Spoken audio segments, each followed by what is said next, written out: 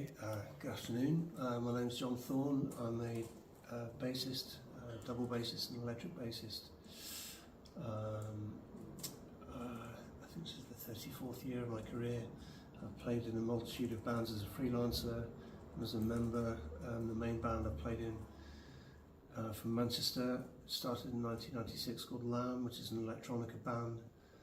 I've worked with my double bass in lots of acoustic settings. I've toured with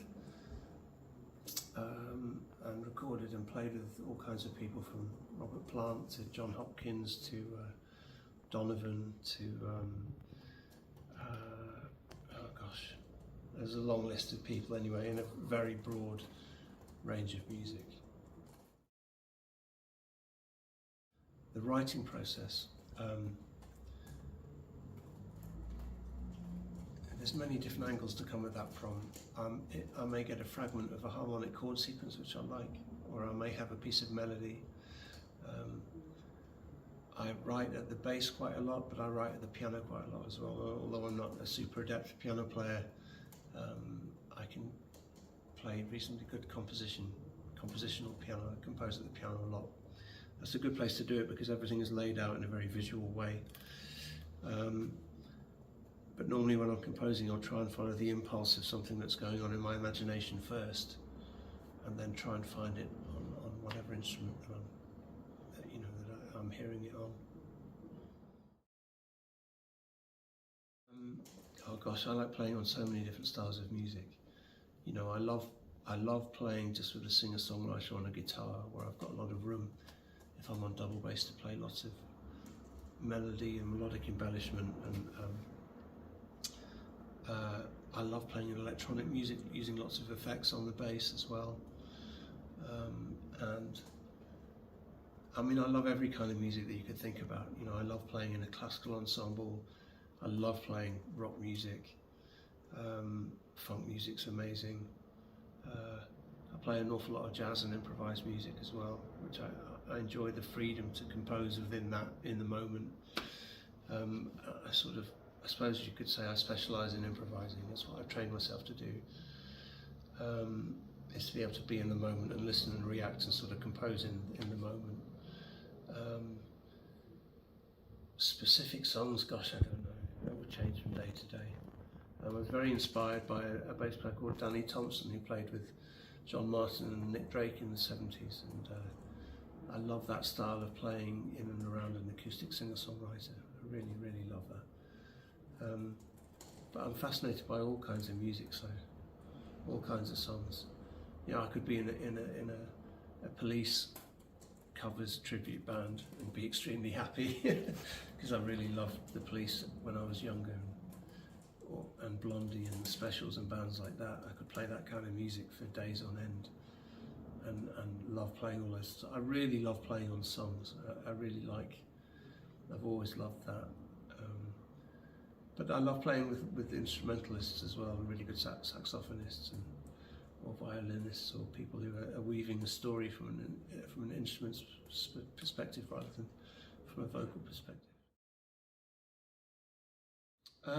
I first heard him on a Kate Bush record called Hounds of Love. He was on a track called Watching You Without Me, and then somebody gave me some other records that he was on, and that was what first inspired me to want to play double bass, the sound that he made.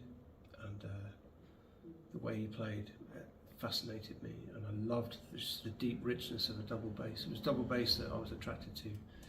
Initially, when I was a teenager, although I didn't really play, I was drawn to electric bassists.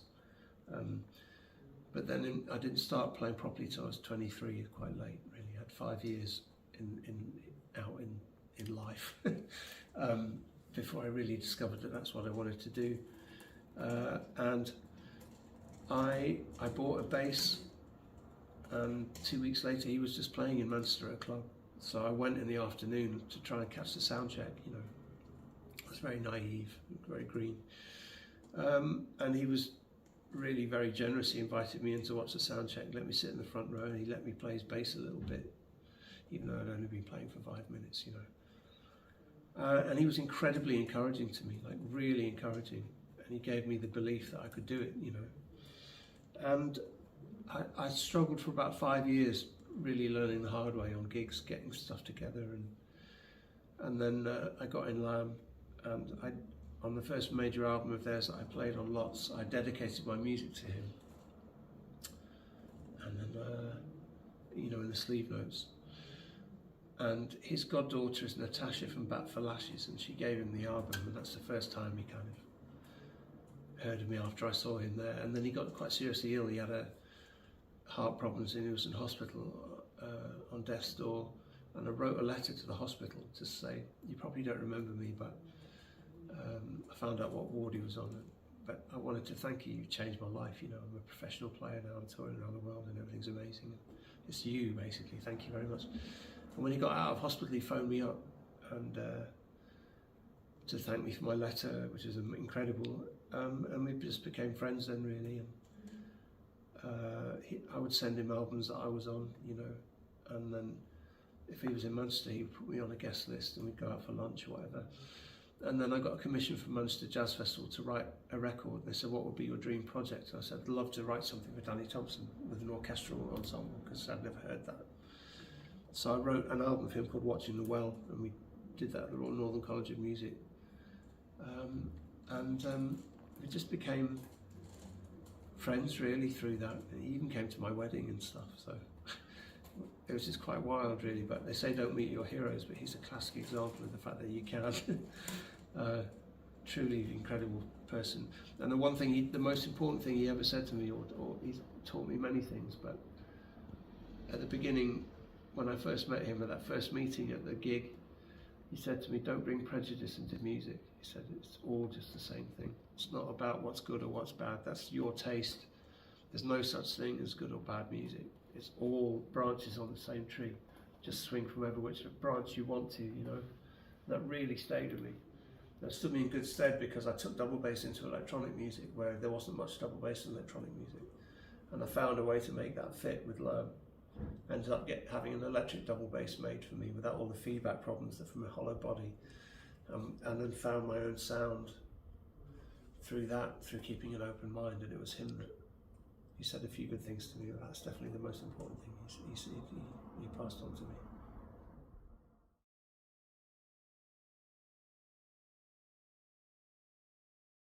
I mean, they're very different in the physical respects and the sound aspects and the kind of music that they're found in, but they're both tuned in fourths. You know, to start with, before I could afford a double bass, I bought like a £60 electric bass, and I used to practice it like that to get used to the idea of trying to find notes like that, you know.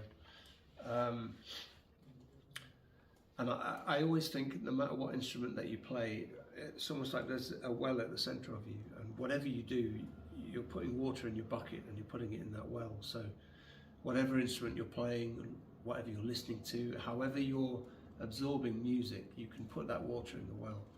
And you know, the water between electric bass and double bass are not that different.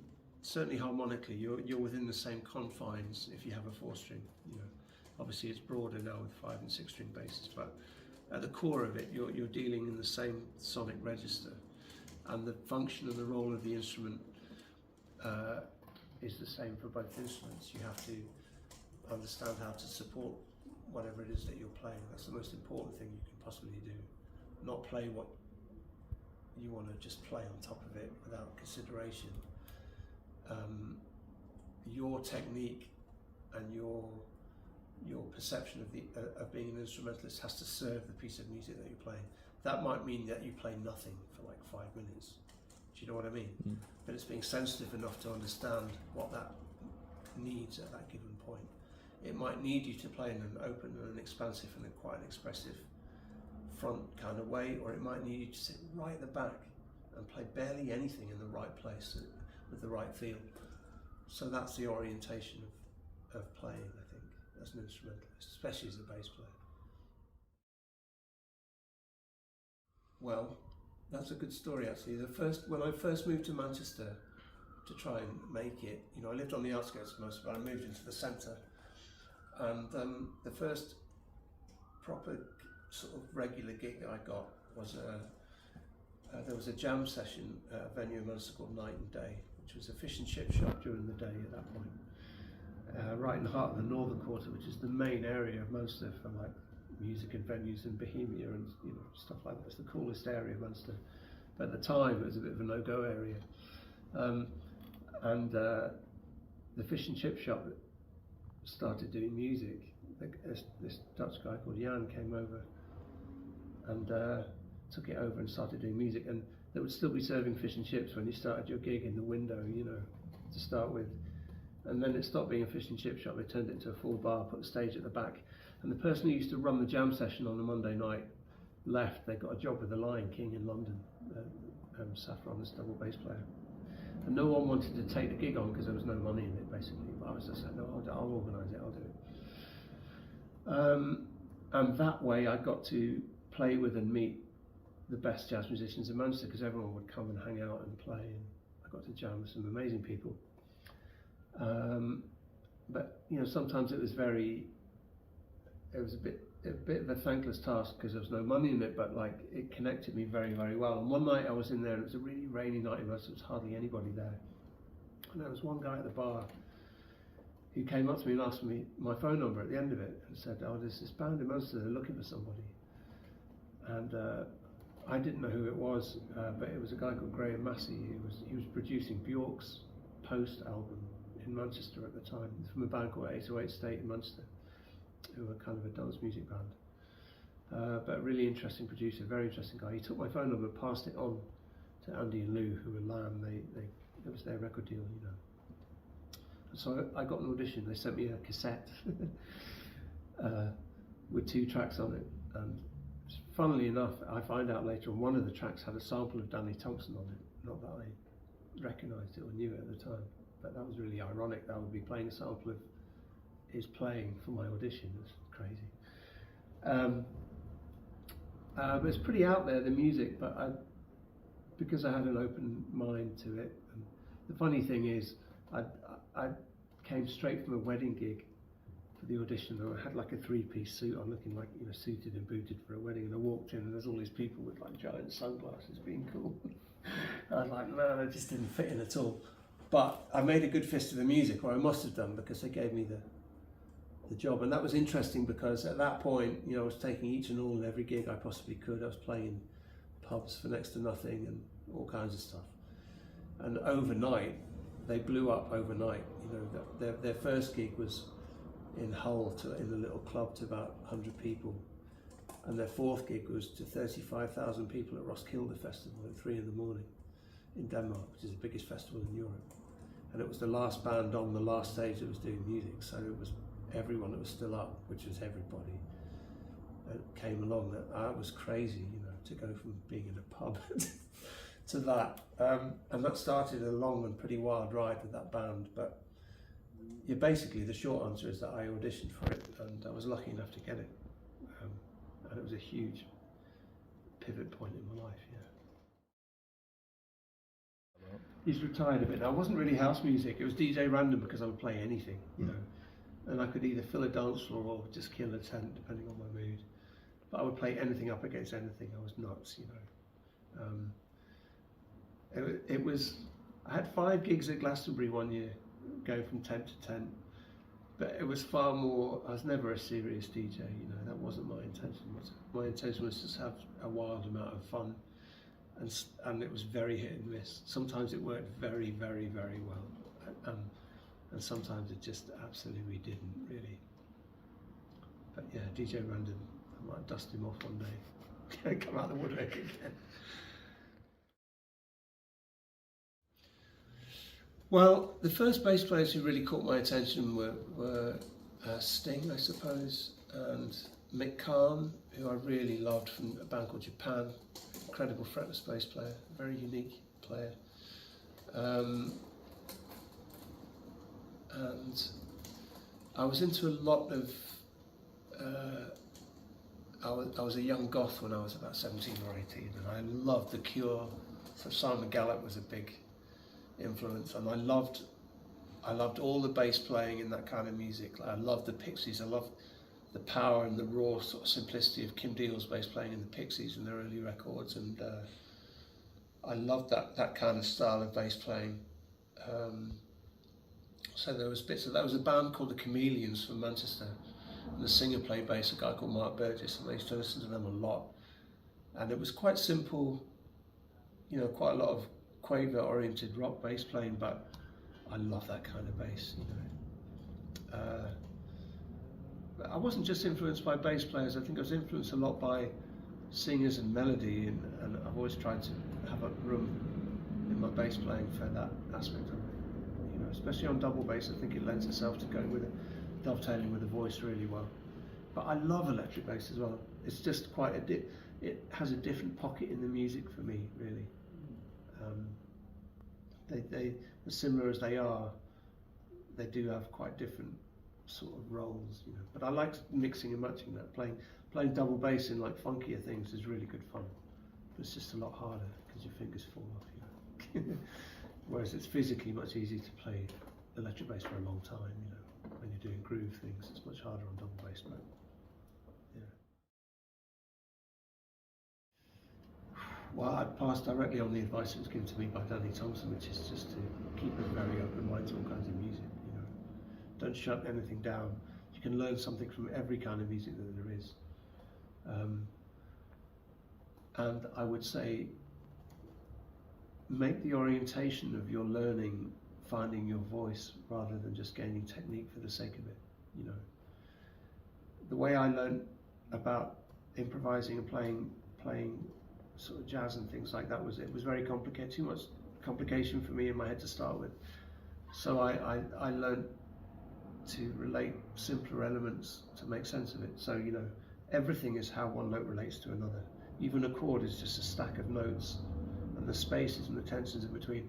So I spent a long time singing and practicing the chromatic scale, because I figured out that if I got all of those 12 intervals together, almost like playing with Lego, if I knew those 12 colours, it wouldn't matter what combination I put the bricks in, you know, whether they were in the form of a chord or knocked on the side and go as a line.